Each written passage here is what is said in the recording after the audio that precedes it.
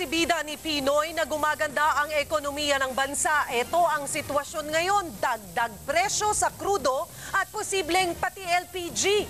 Ikwento mo, Michelle Orosa. Tinatyani na lang ni Mang Ramil ang pagbebenta ng LPG sa QC. Nagkakaipitan na raw kasi sa delivery noon pang linggo. Napansin talaga namin na mahirap kasi kahit nga yung mga tangke namin wala nga mga laman yung iba eh. Pati si LPGMA Representative Arnel T. napasugod sa Department of Energy. Yung supply nila, darating daw yung kanilang mga shipment this coming Sunday. This is our last day, nakakuha kami ng yung remaining supply namin ay mauubos. Kaduda-duda raw kasi ang dahilan ng pagkakaipit ng supply ng LPG.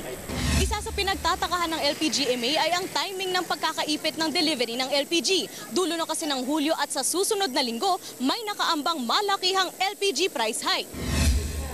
Ayon kay Tina, sa $153 ang tinalon ng presyo ng LPG sa pandaigdigang merkado para sa Agosto. Katumbas ito ng 7 piso kada kilo o 77 pesos kada tangkeng dagdag presyo na nakaamba sa susunod na linggo.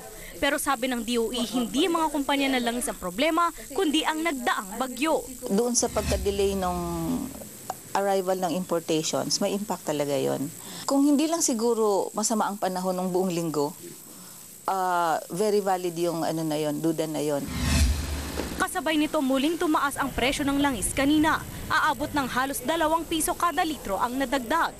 Ang mga jeepney driver naman nakahinga matapos bawiin ng National Council for Commuter Safety and Protection ang petisyon nito sa LTFRB na bawasan ng 50 sentimos ang pasahe na nakapako ngayon sa 8 pesos. Pero sabi ng mga operator at tsoper, oras na tumuntong sa 43 pesos ang kada litro ng diesel, hihirit sila ng 2 pisong dagdag pasahe sa jeep. Nasa 41 pesos ang kada litro ng diesel ngayon. Michelle Orosa, News 5.